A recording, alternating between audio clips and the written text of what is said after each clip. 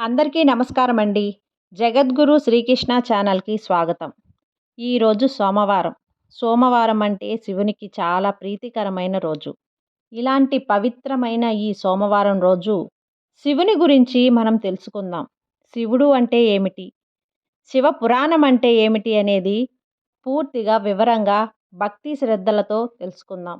ఈ కథ విన్నవారికి, చదివిన వారికి కూడా కోటి జన్మల పుణ్యం అనేది కలుగుతుంది. శివుడు అంటే శుభకరుడు, మంగళకరుడు. శివ అంటే మంగళం, శుభం అని అర్థం. శివుడు మంగళమూర్తి, శుభమూర్తి. పురాణం అనగా పుణ్యం, జ్ఞానం, వైరాగ్యం, మోక్షమును కలిగించేది. పురాణాలు పవిత్రమైనవి. అందులో సర్వేశ్వరుడైన శివుని పురాణమైతే దాని పవిత్రత ఆకాశమంత. ఇక చెప్పలేం. పురాణం చదవటం వల్ల వచ్చే పుణ్యాన్ని 10,000 తలలు ఉన్న ఆదిశేషుడు కూడా చెప్పలేడు. శివపురాణం అంత గొప్పది. గోమతీ నది ఒడ్డున సర్వపాపనాశిని అయిన బద్రీవనం ఉన్నది. సాక్షాత్ మహావిష్ణువైన నరనారాయణులు ఈ వనములోనే వేలాది సంవత్సరాలు తపస్సు చేసుకున్నారు. ఒకానొక రోజు ఈ బద్రీవనంలో నివసిస్తున్న తపస్సులు, ఋషులు అందరూ కలిసి గొప్ప యజ్ఞం చేయాలనుకున్నారు. ఋషులకి, భక్తులకి, ధర్మాత్ములకి ఆహ్వానాలు పంపారు. పలు దిశల నుండి భక్తులు, ఋషులు, మునులు, తపస్సులు, ధర్మాత్ములు వచ్చేశారు. వారితో పాటు శ్రీ చక్ర మునీంద్రుడు, వేదవ్యాసుని ప్రియ శిష్యుడు రోమా హర్షకుమారుడు, పురాణ కథ చతురుడు, సూత మహర్షి వచ్చారు. యజ్ఞం చేస్తున్న విరామ సమయంలో ఎలా గడపాలో తెలియక ఆలోచనలో ఉన్న అందరికీ సూత మహర్షి రావటం ఎంతో సంతోషం కలిగించింది. సూత మహర్షి, మీరు రావటం యజ్ఞం అత్యంత ఫలదాయకం, సఫలీకృతం, అత్యంత పుణ్యప్రదం అవుతుంది అన్నారు అందరూ. దానికి సూత మహర్షి చిన్న చిరునవ్వు నవ్వి, పురాణ కథలు చెప్పటం తప్ప ఏమీ చేతగాని వాణ్ణి నేను. నా వల్ల ఏమవుతుంది అన్నాడు. పురాణాలు అన్నింటిలో రుద్రపురాణం మోక్షప్రధానమైనది అంటూ ఉంటారు. మాకు శివపురాణాన్ని వినిపించి పుణ్యం కట్టుకో అని కోరారు అందరూ. ఆనందంగా మందహాసము చేసి సూత మహర్షి ఇలా అన్నాడు. మహాభక్తుడు మహర్షి చిరంజీవి అయిన మార్కండేయుడు ఒకసారి శివుణ్ణి దర్శించి ఆయన లీలలను అడిగాడు. గొప్పవాళ్ళు తన గురించి తాను చెప్పుకోలేరు కదా, అందుకే శివుడు నందీశ్వరుని అడగమని చెప్పాడు. నందీశ్వరుడు మార్కండేయ స్వామికి శివపురాణం వినిపించాడు. నా మనసులో శివుడు చెప్పిందంతా యథాశక్తిగా మీకు వినిపించాను, విని తరించండి అంటూ మహాపౌరాణికుడు అయిన సూత మహర్షి మహాదేవుడిని, పార్వతీమాతను, విఘ్నేశ్వరుణ్ణి ప్రార్థించి సంభాషణ రూపంలో మార్కండేయునికి శివపురాణం వినిపించ ఆరంభించాడు. ఒకానొకప్పుడు నారదుడు హిమాలయ పర్వతాల్లో ఉన్న మానస సరోవరంలో పరమేశ్వరుని గురించి కఠిన తపస్సు చేశాడు. ఆ తపస్సు భంగం చేయడానికి దేవేంద్రుడు అప్సరసలను పంపించాడు. కానీ వాళ్ళు నారదుణ్ణి ఏమీ చేయలేకపోయారు. అలా దీర్ఘకాలం గడిచాక నారదునికి తపస్సుకు శివుడు ప్రత్యక్షమయ్యి శివ మహత్య జ్ఞానాన్ని ప్రసాదించాడు. దానితో తపస్సు మానివేశాడు నారదుడు. నారదుడు బ్రహ్మ వద్దకు వెళ్ళి, బ్రహ్మదేవా, నేను శివజ్ఞానాన్ని పొందాను. నేను ఎవరిని నమస్కరించనవసరం లేదు. కానీ నీవు తండ్రివి కనుక నీకు నమస్కరిస్తున్నాను అన్నాడు. అహంకారంగా నమస్కరించాడు నారదుడు. బ్రహ్మదేవుడు చిరునవ్వు నవ్వి ఆశీర్వదించాడు. అక్కడ నుంచి నారదుడు కైలాసానికి వెళ్ళాడు. శివునికి నమస్కరించి గర్వంగా నవ్వుతూ, పరమేశ్వరా, నీ గురించి తెలుసుకొనుట ఎవ్వరికీ సాధ్యం కాదు. అలాంటిది నేను సాధించాను. దానికి శివుడు చిరునవ్వు నవ్వి, బుద్ధిమాన్ భవ అని దీవించాడు. అక్కడి నుండి వైకుంఠానికి వెళ్ళాడు నారదుడు.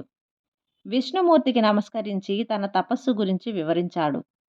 విష్ణుమాయలు, శివమాయలు నన్ను ఏమీ చెయ్యలేవు అన్నాడు నారదుడు. అనేక మర్మలు ఎరిగిన విష్ణువు మాయ నవ్వుతూ, నారదా, నువ్వు గొప్పవాడివి, నేను కాదనను. కానీ శివమాయ నుంచి తప్పించుకొనుట మాకే సాధ్యం కాలేదు. అటువంటిది నువ్వు సాధించాలి అంటే చాలా గొప్పవాడివి. ఒక పని చెయ్యి, త్రిలోక సంచారం చేస్తూ ఉండు. నీకు మాయ చక్రం పట్టుబడిపోవచ్చు. దాని రహస్యం గురించి మాకు చెప్పు. నాకు లాంటి వాళ్ళను ఉద్ధరించినట్లు అవుతుంది నువ్వు అన్నాడు విష్ణుమూర్తి. ఈ మాటలకు నారద మహర్షి మరింత అహంకారపూరితుడై సరేలే అని త్రిలోక సంచారానికి బయలుదేరాడు. శివమాయ వలన విష్ణువు నారదుని లోక సంచారానికి ప్రేరేపించాడు. నారదుడికి అవతారంలోనే శివమాయ వలన మహామాయ నగరిని సృష్టించాడు. అన్ని లోకాలు తెలిసిన నారదుడు అది మాయాలోకమని తెలుసుకోలేకపోయాడు. అంత సహజం అనిపించినా ఆ మాయ మహానగర్కి రాజు శీలనిధి. అతనికి అపారమైన సంపద, అపారమైన అనుచరులు ఉన్నారు. మాయమోహితుడైన నారదుడు ఆ నగరంలో ప్రవేశించాడు. నారదుని రాకకు ఆ రాజు శీలనిధి మిక్కిలి ఆనందభరితుడై యథావిధిగా స్వాగత సత్కార్యాలు చేశాడు. ఆ తర్వాత నారదునికి అంతఃపురంలోకి తీసుకుని వెళ్ళాడు. 1000 అప్సరసలను తలదన్నే అందాల రాశి, లావణ్య సుకుమారి, జగదేక సుందరి అయిన అత్యంత సౌందర్యంతో విరాజిల్లుతున్న తన కుమార్తె శ్రీమతిని చూపించాడు. ఆమె మునీంద్రునికి నమస్కరించింది. ఆమెను చూడగానే నారదునికి శివమాయ వలన కామభావం కలిగింది. ఆమెకు త్వరలో స్వయంవరం ప్రకటించి వివాహం చేయబోతున్నట్లు శీలనిధి నారదునితో చెప్పాడు. నారదునికి మతి అదుపు తప్పింది. ఆమె అందాన్ని కోరుకుంటుంది. శివభూమిలో తపస్సు చేసుకున్న కాలం కామాన్ని జయించాడు. శివభూమి వెలుపల కామమోహితుడయ్యాడు. ఎలాగైనా ఈ సౌందర్య రాశిని దక్కించుకోవాలి అనుకుని నారదుడు ఇలా ఆలోచించాడు. స్వయంవరానికి ఎందరో వీరులు, క్షత్రియులు, గంధర్వులు, దేవతలు వస్తారు. ఆ రాజకుమారి నా జుట్టు చూసి నన్ను వరిస్తుందా అనుకొని నాకు సహాయం చేసేవాళ్ళు ఎవరబ్బా అని ఆలోచించి వైకుంఠపురం బయలుదేరాడు శ్రీహరి కోసం. అందమైన రూపంతో నీకు సాటి ఎవరూ లేరు జనార్దన అని పొగిడి తనకు నీ అంత అందమైన రూపాన్ని నాకు ప్రసాదించు పెళ్ళయ్యే వరకు అని ప్రార్థించాడు నారదుడు శ్రీహరిని. కామమహిమ అటువంటిది. విష్ణువు లోపల నవ్వుకొని ముఖం తప్ప అందరికీ సన్మోహనం కలిగించేలా అందమైన రూపాన్ని ప్రసాదిస్తున్నాను. దానికి నారదుడు చాలా సంతోషపడి స్వయంవరానికి బయలుదేరాడు. శివమాయ వలన ఇద్దరు రుద్రగణాలు ఆ స్వయంవరంలో నారదుని పక్కన అటూ ఇటూ కూర్చున్నారు. శ్రీహరినే నమ్మిన నారదుడు ఆ స్వయంవరంలో అందాల రాకుమారి శ్రీమతి నన్నే వరుస్తుంది అని అనుకున్నాడు. ఆ రాకుమారి శ్రీమతి పుష్పమాలధారి అయి సభను కలియచూసింది. ఈ మాలధారి అయిన శ్రీమతి నారదుని వద్దకు వచ్చి అతని కోతి రూపంలో ఉన్న ముఖమును చూసి నవ్వింది. ఆ నవ్వును చూసి కామభావపీతుడైన నారదుడు తన కోసమే నవ్వింది అని పరవశించిపోయాడు. కానీ ఆ శ్రీమతి నారదుని దాటుకుంటూ వెళ్ళి అప్పటికే కూర్చొని ఉన్న అపార మన్మధుడుగా వెలిగిపోతున్న మాధవుని మెడలో మాల వేసింది. నారదుడు ఒకేసారి విభ్రాంతి చెందాడు. అది చూసి బ్రాహ్మణ వేషంలో ఉన్న రుద్రగణాలు ఎందుకయ్యా అంత ఆశ్చర్యపోతున్నావు? ఎవరికీ రాసిపెట్టి ఉందో వాళ్ళకే దక్కుతుంది. ఎప్పుడైనా నీ ముఖం అద్దంలో చూసుకున్నావా? కోతి రూపం నువ్వు అని హేళన చేశారు. దానికి కోపంతో నారదుడు మీరు బ్రాహ్మణ వంశంలో రాక్షసులుగా జన్మించారుగాక అని శపించాడు. అంతటితో కోపం తగ్గాక శ్రీహరి నన్ను మోసం చేశాడని శ్రీహరి కోసం వైకుంఠపురమునకు బయలుదేరాడు. ఇదంతా శివమాయ అని తెలుసుకోలేకపోయాడు నారదుడు. శ్రీహరిని చూసి నారదుడు పట్టరాని కోపంతో నీవు కూడా నాలాగే ఇష్టసఖి కోసం భూలోకంలో జన్మించి విఫలమవుదుగాక అని శపించాడు. నీవు కూడా నాకు ఏ కోతి మొహం అయితే ఇచ్చావో ఆ కోతి ముఖంలా సహాయం కోరుదువుగాక. ఆ కోతులే నిన్ను కొలిచెదుగాక అని శపించాడు నారదుడు. శ్రీహరి శివమాయను తలుచుకొని మాయను పటాపంచలు చేశాడు. ఎప్పుడైతే శివమాయ తొలగిందో వెంటనే నారదుడు పశ్చాత్తాపపడి శ్రీహరి కాళ్ల మీద పడి విలపించాడు. శివమాయను జయించుట ఎవ్వరికీ సాధ్యం కాదు. సృష్టికి ముందు అంతా జలమయం ఉండేది. ఆ జలాల నుంచి ఒక తేజోపుంజం ఏర్పడింది. ఆకాశం నుంచి ఒక మహాశక్తి ఆవిర్భవించడం జరిగింది. దానిని పరబ్రహ్మం అంటాం. ఆ పరబ్రహ్మం ఎవరో కాదు, ఆ పరమేశ్వరుడే. ఆ పరమేశ్వరుడే తేజోద్భుతమైన ప్రకృతిని పరబ్రహ్మను ఏకమంత్రంగా ఉంచుకోవటం వలన సమర్థించుకోలేక త్రిగుణాత్మకమైన మహాశక్తిని సృష్టించడం జరిగింది. ఆ శక్తి స్వరూపమే పరమేశ్వరి. సహస్ర శీర్షాలతో, సహగ్ర భుజాలతో, 3 కన్నులతో, దివ్యమైన వస్త్రాలను ధరించి, దివ్యమైన ఆభరణాలతో, నీలిమేఘ రంగు శరీర కాంతితో, అనేక రకములైన ఆయుధాలు ధరించి దగదగా మెరిసిపోతుంది. త్రిశూలధారి అయిన శివుడు లోక కళ్యాణం కొరకు ఆ మహాశక్తితో విహరిస్తూ ఉంటాడు. ఆ విహారంలో వారి సృష్టి చేయాలనిపించింది. ఫలితంగా లక్ష్మీనారాయణులు ఆవిర్భవింపచేశారు. నారాయణ కూడా ఆ పరమేశ్వరిలాగానే ఉన్నాడు. నీలిరంగు ఛాయ, 1000 తలలు, 4 చేతులు, పట్టు వస్త్రాలు ధరించి ఉన్నాడు. శివశక్తులు ఆ బాలుని శిరస్సున అతి విలువైన అద్భుతమైన మణికంఠాన్ని ఉంచారు. అతనిని శక్తివంతమైనగా చేశారు. లక్ష్మితో విహరిస్తూ లోకాలను పరిపాలిస్తూ అని దీవించాడు. విష్ణు లక్ష్మితో కలిసి ప్రళయ ఉపమేది జలాలలో విహరించసాగాడు. అప్పటికి పాము కప్ప ఏదీ లేదు. పూర్తి జలో తేజోవతమైన వటపత్రమైన యోగ నిద్ర చేసేవాడు. అప్పటికప్పుడు విహారాంతం ఒక వటపత్రం మీద యోగ నిద్ర చెంది సృష్టి కార్యక్రమాన్ని చేసేవాడు. యోగ నిద్రలోనే విష్ణు మహాజ్ఞాని అయ్యాడు. సృష్టికి అవసరమైన వేదాలు, ఉపనిషత్తులు, తత్వాలు, ప్రకృతి, శబ్దం తేజపుంజంగా విరాజిల్లజేశాడు.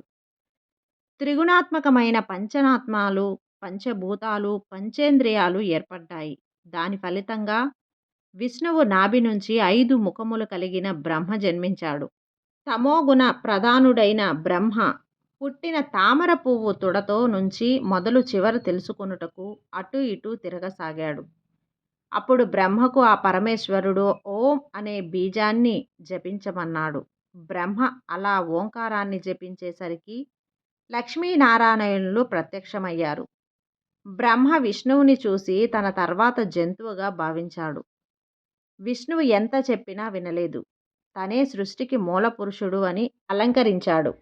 విష్ణుమూర్తి ఎంత చెప్పినా బ్రహ్మ వినలేదు. అంతేకాక ఆ పద్మనాభుడి మీద యుద్ధానికి సిద్ధపడ్డాడు. తన బొడ్డున పుట్టినవాడు తన మీదే దండయాత్ర చేసేసరికి విష్ణువు కొంచెం బాధపడ్డాడు. సృష్టి బాధ్యత మోయవలసిన వాడు కనుక ఓర్పు వహించి పరదేవతను ప్రార్థించాడు. తక్షణమే ఆ పరమేశ్వరుడు ప్రత్యక్షమై విష్ణువు బ్రహ్మకి మధ్య మహాలింగ రూపంగా దర్శనమిచ్చాడు. ఆ అనంతమైన లింగాన్ని చూసి విష్ణువు, పరబ్రహ్మ ఆశ్చర్యపోయారు. ఆ లింగం యొక్క మొదలు చివర తెలుసుకోవాలని ఇద్దరూ పోటీ పెట్టుకున్నారు. లింగం చివరను తెలుసుకోవడానికి విష్ణువు పాతాళంలోకి వెళ్ళాడు.